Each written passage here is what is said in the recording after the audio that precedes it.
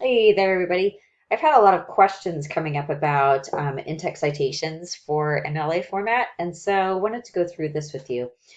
Um, the information that I'm going to give you here is the basic information, the kinds of things that you're going to run into in most situations. If you have a less common situation that comes up with a source, then definitely go to the 8th edition of the MLA book. That's the official source. That's going to have all the correct up-to-date answers in it, and the 8th edition is the most recent one. I've got a picture of it later on in the presentation for you to see a picture of the cover so that you know you're grabbing the right one. But what I'm going to give you here is just your basic information of what you're going to run into 98% of the time. Okay? All right. So let's take a look here. So what are in-text citations? So when you're doing a research paper, a research project, and you are borrowing information from a variety of different sources, you need to cite those sources. You need to say where you got that information so that you are protecting yourself from plagiarism and so that you are sharing the correct up-to-date information with your reader. Okay? There are two different ways that you do this. One, you include in-text citations, and two, you're going to include the works cited page. Works cited page is going to have your list of entries that's going to include one entry from each of your sources that you cite, and then your in-text citations go at the end of each of the sentences where you're borrowing information. Okay? So we'll go into this pretty in depth. I'll give you guys examples so that you can see what it looks like and you can see the different kinds of in-text citations that you might end up using depending upon the information that you have available for those particular sources. Okay, so an in-text citation itself, it's a notation. It's going to go at the end of the sentence. It shows where the research originated. Okay, shows where that research came from. Anytime you've got an in-text citation, you have to have an entry in the works cited page. Those two are friends. They go together. They're always a match. Okay. All right. So let's take a look here. What are the situations where you might need to use an in-text citation? So what I did is I came up with a list of 4. These are the ones that I find writers most commonly need to include an in-text citation. So the first one is that you're borrowing an idea from another source. So let's say that you've got this great research question and you're out there and you're doing your research and you come across a writer who's got this great idea and it happens to support the question that you're looking for. And you want to make sure that you include that in your own paper, in your own synthesis and analysis. Definitely do that. Sounds like it's a good match. But when you borrow an idea from another source, you need to just cite your source. Okay. So at the end of that sentence or the end of the sentences that are referencing that specific idea, just cite your source and by using an in-text citation. The second one here, which I think is the one that probably happens most frequently, is when we're paraphrasing information. We find information in a source, but we want to shorten the way that they're saying it so that we're just using little clips of their data, of their information. So we're going to paraphrase. So at the end of those sentences where you've paraphrased information from a source, include an in-text citation. The third one here is probably least common.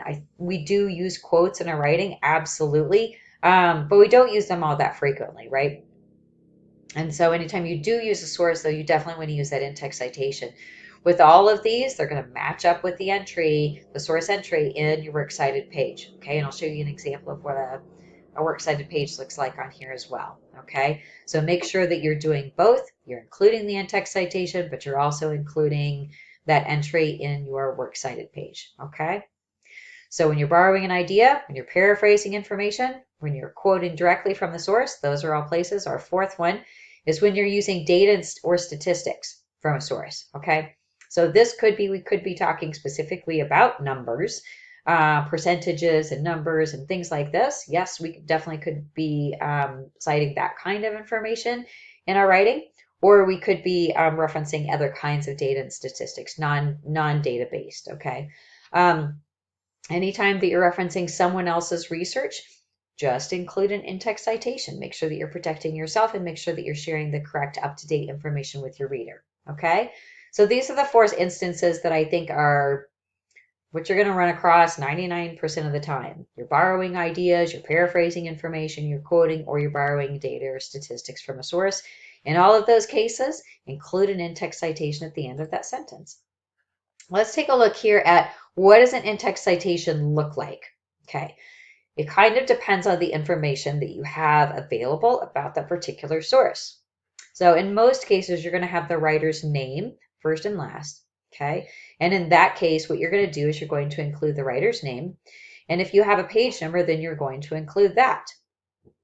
I'd say that's the most common type of in-text citation, where you've got the writer's last name and you've got the page number. So if you look at this first example here, Smith 23, that's the writer's last name and that's the page number where that specific information came from. Okay, please don't include weird punctuation or other information like URLs or years or anything like that. Only include what MLA calls for: writer's last name, page number. If you don't have a page number, which is sometimes the case when you're looking at an online source, then you just include the writer's last name, Smith. Okay, we'll dig deeper into that situation of where you may be in a situation of where you've got multiple pieces by the same writer or multiple writers both named Smith. So if we run into those, I'll show you how to do that a little bit later on. Okay. Now, if you're in a situation where you're looking at a piece that's either written by like a government body or a corporation or an organization, a nonprofit organization or something like this, they might not necessarily give a byline. That means that they might not necessarily say, yeah, this is Susan Smith from over in accounting who's writing this article. They may not necessarily say that it's Susan Smith. They may just publish that particular piece as part of the organization.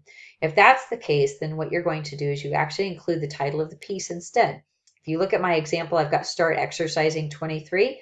Okay, so the title of the piece is Start Exercising, and it was on page 23 that we borrowed the information that goes to this source. Okay, and then you're under the same situation of where you don't have a page number, you just include the title of the piece, Start Exercising. Okay, I've got an example for you here. Although Dr. Blake's earlier research showed that any exercise showed gains over time, newer research shows that weightlifting has the best overall effect for most body types, parentheses, Smith 23, parentheses, period. Okay, so we're showing here, this is the way that you're going to use an in-text citation. It just goes at the end of the sentence. It is the last name of the writer and the page number. Okay, pretty easy. Just follow that over and over and over again. Don't try to reinvent the wheel. Don't try to reinvent MLA. Just use the formatting that they've got, and actually it becomes pretty easy. Okay, so let's take a look at a couple of odd situations. These happen much less frequently, but I would definitely want to point these out to you. If you've already stated the author's name in your writing, such as this example here, Dr. Smith states that people should change their exercise practices as they age, parentheses 23, parentheses, period. So what happened is that we already stated the author's last name. Okay, so we already know that this is by Smith. Now, we just have to include the page number at the end there. So that's what we put into parentheses.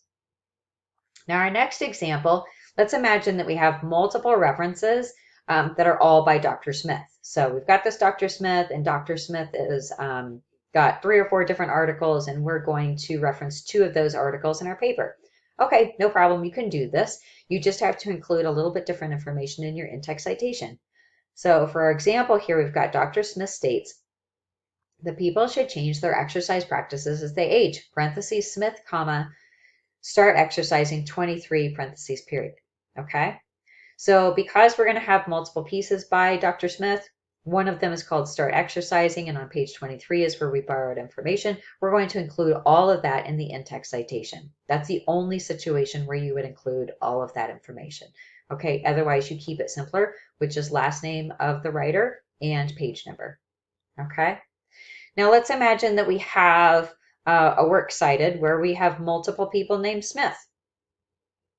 So we've got Michael Smith, and we've got a Susan Smith, and we've got Dave Smith. Okay, that's fine. We can reference all of those people. We're just going to include the first initial as well. So if you look at this example here, Dr. Smith states that people should change their exercise practices as they age, parentheses, S period Smith, 23, parentheses, period. We're just going to include that first initial, and that helps us to differentiate so that then when the reader is looking at our information that we've included in our research paper, they can then determine, which of the sources that this information came from, so that they can go exactly to that information. Okay, These situations here are much less common. You're going to run into these now and then, but not, honestly, not all that frequent. Okay. 98% of the time, you're going to have one writer for each source. Okay. General things you need to take into consideration when you're using MLA. If you have an in-text citation, then you have to have a works cited entry for that particular source. Do not reinvent MLA, okay? Don't add in punctuation or weird capitals or URLs or any kind of other details. Only do what MLA tells you to do. There's a picture of the front cover of the book, okay, so that you can, get a hold of that 8th edition of the book and look things up. This is the official resource. So anytime you have questions, you can go to that book. It's actually a pretty small book and it's pretty inexpensive. It's like maybe $10 or $12 to pick up brand new or something like that. Okay. As well, with your body paragraphs, they should not be these long series of sentences with tons of in-text citations. Make sure that you're mixing up your body paragraphs so you're including an introduction sentence, analysis sentences, and conclusion sentence with each one. Okay. With your analysis sentence, what you're doing there is you're taking your research sources where you shared information from your source, and then you're analyzing that. You're explaining that to your reader. To give you an example, I just had a person share a paper with me where they were talking about basketball in their paper. And to be honest with you, I don't know very much about basketball at all. And so one of my concerns with the paper was that the writer did not analyze any of the research that was in there. And so I asked the writer to go back and to include some analysis sentences to explain some of this information, because otherwise the audience, the reader, for that particular paper is very limited to only people who already know a lot of information about basketball. And that didn't include me. So by adding in those analysis sentences, which don't necessarily need to reference your research sources, you are clarifying that research to your reader. Okay? Alrighty, let's take a look at an example body paragraph, and then we're going to take a look at an example works cited page. So in this example body paragraph, I have 3 in-text citations for 3 different center sentences. I've got an introduction sentence and a conclusion sentence to balance things out. But I've used also 3 different kinds of in-text citations so that you can see what these look like on the page. Okay. Over the decades, researchers changed their views on the amount and type of exercise that most people need to stay healthy. So there we've got an introduction sentence. Although Dr. Blake's earlier research showed that any exercise showed gains over time, newer research shows that weightlifting has the best overall effect for most body types. Parentheses, Smith 23, parentheses, period. Okay, so now we've got an in-text citation here for the second sentence. Next one, Dr. Smith states that people should change their exercise practices as they age, parentheses, 23, parentheses, period. So now we already referenced the source's name, the writer's name, so we only had to include the page number there. Though people with different body types reacted in differing ways to their exercise programs in the Great Western Health Kick Study, those who did weightlifting and resistance training showed the most gains. Horowitz, getting it done, 45. So here, this indicates to us that we're going to have multiple pieces by Horowitz because we've included both the last name and the title of the piece within this in-text citation. Okay. And then finally, our conclusion sentence, as obesity rates continue to climb, attention to how people exercise will become a more heavily researched topic. So now we've got a great conclusion sentence because that conclusion sentence moves us into our next topic, which is about obesity rates. And so we're going to take a look here at this next topic, probably in the next paragraph. That's one of the nice things about conclusion sentences is that they can operate as transition sentences and move us from one idea to the next. Let's take a look at a works cited page. So here's an example. By the way, all of these sources are invented. None of these really exist. None of this data really exists. I just invented all of this stuff solely for the sake of this presentation. So if you're wondering if this stuff is real, it's not. So for our works cited here, I've got 3 sources, 2 by Daniel Horowitz, 1 by Susan Smith. Okay, you're going to notice that these are alphabetized. First by name of the writer, secondly, then by title of the piece. We have 3 different types of sources too. The first one is a book. The second one is a paper version of an article. And then the third one is an online source. Okay, so you'll see here when you look at these that they have different details that have been included here in the works cited, in those works cited entries. Each of these then goes back and references information that we included in our example body paragraph, so that we can see how does the in-text citation match up with the works cited entry. Okay, so with your MLA in-text citations, you use them in your body paragraphs at the end of sentences where you have referenced your research. Use them in those 4 different instances that I listed off for you, and they always have to have a match. They always have to have a pair. So if you have an in-text citation, you definitely have to have an entry in your works cited page as well. They're friends, right? You got to have one, you got to have the other, okay? If you also have heard the term parenthetical source citations, it's the same thing as an in-text citation. They're just 2 different fancy terms for the same thing, okay? Which is telling your reader where you have borrowed information as you're doing your research. All right.